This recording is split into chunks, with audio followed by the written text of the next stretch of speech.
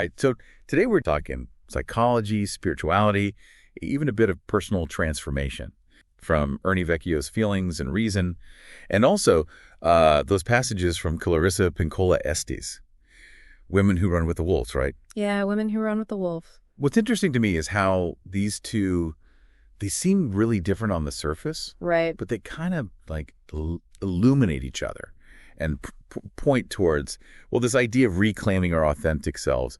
So where do we even begin with all this? Well, I think what's really fascinating about Vecchio is how he came to this perspective. He worked with trauma patients, and he kind of arrived at this point, this bridge between psychology and spirituality. And he says there's this really key difference between the life that just like happens to us and then how we interpret it. Okay. And the bigger that gap is, the more we suffer. It's like we're always telling ourselves stories.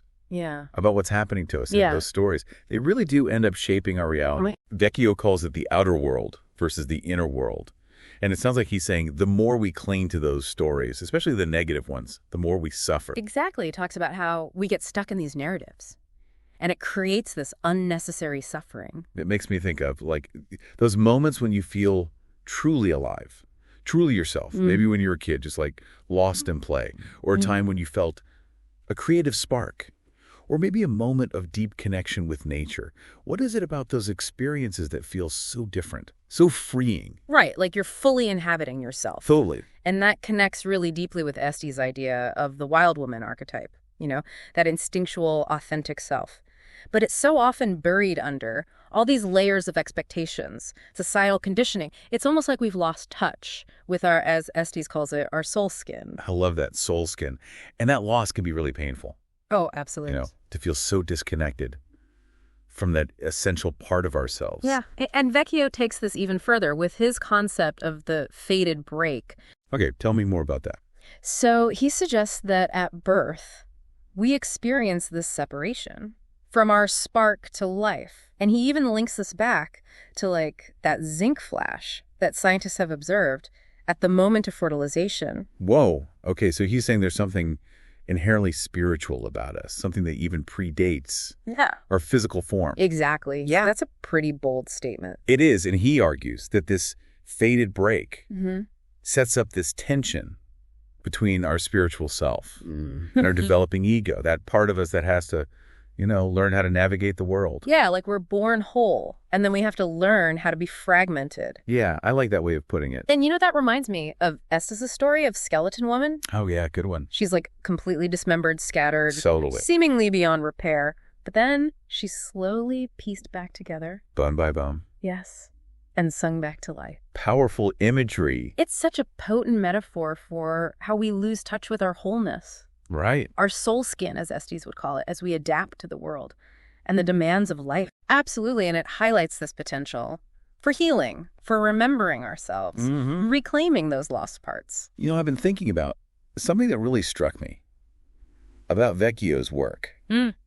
It's his choice to use the term signature expression. Oh, yeah, instead of soul. Right, like why do you think he does that? It's interesting, isn't it? Is he just trying to avoid sounding too woo-woo for a more like scientific audience? I think it's deeper than that. I think he's really trying to find a language that bridges that gap between psychology and spirituality and signature expression. It just feels more grounded, right? More accessible. Yeah, for sure. Even to people who might be a little skeptical of those more like esoteric terms. It's like he's acknowledging that there's something unique and essential about each of us, something that goes beyond our personality, right, or even our ego. It's that essence, that signature expression that he's trying to help people reclaim. And it seems like he and Estes both agree that the ego, while it's necessary to navigate the world, it can also become a bit of a tyrant. Totally. Vecchio even compares it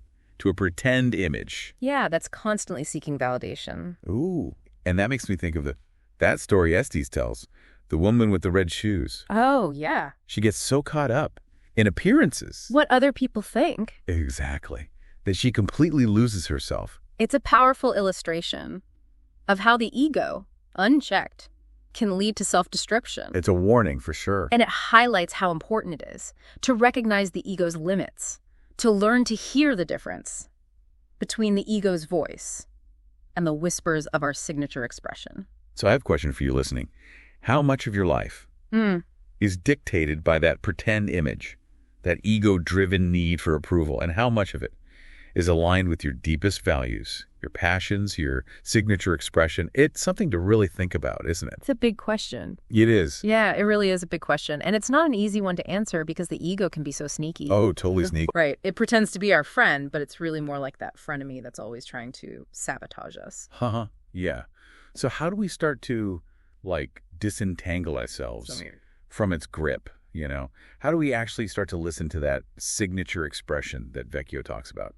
Well, Vecchio brings up this interesting idea based on his experience with trauma patients. Okay. He says sometimes it takes a major disruption, like a real shattering of our illusions, Wow. to wake us up to what actually matters. It's like the ground has to break open before anything new can grow. Exactly. And he calls this spiritual recovery. I like that, spiritual recovery. This idea of a breakdown leading to a breakthrough, that resonates with some of Este's stories, too. Does it? Which ones? Well, take Vasilisa and Baba Yaga, for example. Oh, right, yeah. Vasilisa has to go into that dark forest, face her fears, do all these seemingly impossible tasks. Sounds rough. It is. It's a real journey into the unknown. And a confrontation with, the shadow side of herself. Precisely. And it's through that confrontation that she finds her strength. A resilience, your own capacity to transform. Exactly. It's like those challenging experiences, those dark moments, they can actually be catalysts for growth and healing. So instead of running from those challenges, we should embrace them. In a way, yes. But it's not about seeking out trauma. It's more about recognizing that when those difficult experiences happen, they have the potential to help us reconnect with our signature expression. To reclaim our wholeness. Okay, I get it. So if these fated breaks, as Vecchio calls them, can be catalysts for growth, what are some practical steps we can take to kind of nurture that process? Of spiritual recovery, I mean. Well, Estes talks a lot about developing our intuition. Learning to trust that gut feeling. Exactly. It's about listening to that inner voice. That whispers guidance and wisdom. Yes. Tuning into those subtle feelings, those gut instincts that we often ignore or explain away. Which, let's be honest, we're really good at doing. We are. But Vecchio touches on this too. He talks about managing the amplification of thoughts. Oh, yeah. Like our minds are just bombarded with noise all the time. Exactly. And it's hard to tell which voice is the ego freaking out and which one is our true self trying to guide us. Like we need to turn down the volume on all that mental chatter to make space for those quieter voices to emerge. Exactly. So how do we do that? Turn down the volume, I mean. Well, Estes suggests paying attention to our dreams. Our dreams? Yes, she sees them as this symbolic language of the unconscious. Okay. And she believes fairy tales and myths can offer a blueprint for understanding these deeper psychic processes. I've always loved stories, especially myths and fairy tales. Oh, yeah. I remember as a kid just getting lost in those worlds. I get that. It was like those stories were speaking to some deep part of me. It's amazing how stories can bypass our rational defenses and connect us to something bigger than ourselves. Totally. And Vecchio touches on this too. He talks about the healing power of remembering and restoring values lost through trauma. He worked a lot with patients who had experienced narcissistic abuse. Oh, wow. And he noticed this common thread, this feeling of being dismembered, fragmented. Like cut off from their true selves. Exactly. Like those values, those essential qualities are scattered like bones in the desert. And they're just waiting to be gathered and reassembled. Right. I'm noticing this idea of dismemberment keeps coming up. It's a powerful image, isn't it? Yeah, like that scattering of bones in the skeleton woman's story. Precisely. So the question becomes, how do we remember ourselves? How do we gather those scattered pieces and restore our wholeness? Well, Vecchio suggests using the language of dismemberment as a starting point in therapy, helping patients remember who they were at their core. To reclaim those lost parts of themselves. Yes. He even connects it to his own childhood and the profound impact the Black Stallion had on him. Wow, that's fascinating. It really shows how deeply stories can resonate with us. It's like those stories hold a mirror up to our own experiences. And they help us make sense of those experiences. Exactly. Yeah, it's amazing how these stories, they seem so simple on the surface. But they hold these really profound truths. Right. About the human experience. And it sounds like both Vecchio and Estes are saying, we need to tap back into that childlike sense of wonder, that willingness to see the world through the lens of metaphor and imagination. Absolutely. And speaking of stories, There's one more from Estes that I think really beautifully captures this whole journey of spiritual recovery. Okay, which one? It's called the sealskin, soul skin.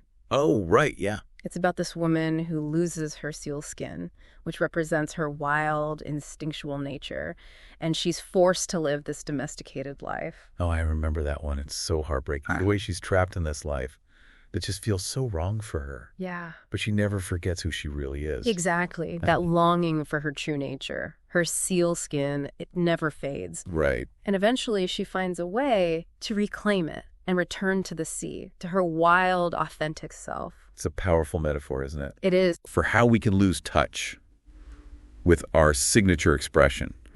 But that yearning for wholeness is always there, waiting to be rekindled. Exactly. Like a little ember. Waiting for the right spark. So no matter how far we've strayed, there's always a way back. Always a path home. And Vecchio's work, it gives us some practical ideas for how to navigate that path. Right, like how to actually do it. He talks a lot about the ego and understanding its role in this whole process. He's not saying we need to, get rid of it. No, not at all. It has its purpose. It just, it often gets a little out of control. It does. It tends to overstep. Like that friend who just doesn't know when to stop. Exactly. And Vecchio reminds us that the ego isn't inherently bad. Okay. We need it to function in the world. To set boundaries, make decisions. Right, all those practical things. But we can't let it run the show. No, it can become a real tyrant if we do. It's like in Bluebeard, where the woman is so obsessed with that forbidden room that she ignores her intuition and unlocks the door to her own destruction. It's a cautionary tale, for sure. About letting the ego run wild. And Estes gives us an antidote to that. In the story of Vasilisa and Baba Yaga, Oh, right. Vasilisa, she has to go into that dark forest, face all her fears, and she emerges so much stronger. It's like an initiation, right? A descent into the underworld of her own psyche. Exactly. She confronts her shadow self. And comes out the other side transformed. And she's guided by Baba Yaga, too. Who's kind of terrifying, honestly. Uh-huh. She is. But she also represents this deep wisdom. The wisdom of the instinctive self. Right? The part of us that we might be afraid of. But that actually holds so much power. So it sounds like both Vecchio and Estes are pointing toward this idea of integration, a balancing of the ego and the soul, the rational and the intuitive, the masculine and the feminine. Exactly. It's not about denying one or the other, but finding a way to honor both. Right. To create a dance between them. And that's how we achieve wholeness. That's the path to a more authentic life. A more fulfilling life, too. Absolutely. So what can we actually do to cultivate that sense of wholeness? Well, Estes talks about creating a sanctuary. Oh, like a safe space. Yeah, a space where we can reconnect with our creativity, our intuition. Our connection to nature. It could be a literal garden or a metaphorical one. Right, something we cultivate within ourselves. Through practices like meditation, journaling. Creative expression. Exactly. And Vecchio, he talks about choosing passion over disorder. Aligning our actions with our values. Becoming more aware of our inner landscape. Choosing the stories that empower us. Instead of the ones that hold us back. It's about remembering who we are at our core. And reclaiming that wholeness. And it's an ongoing process, this journey of self-discovery.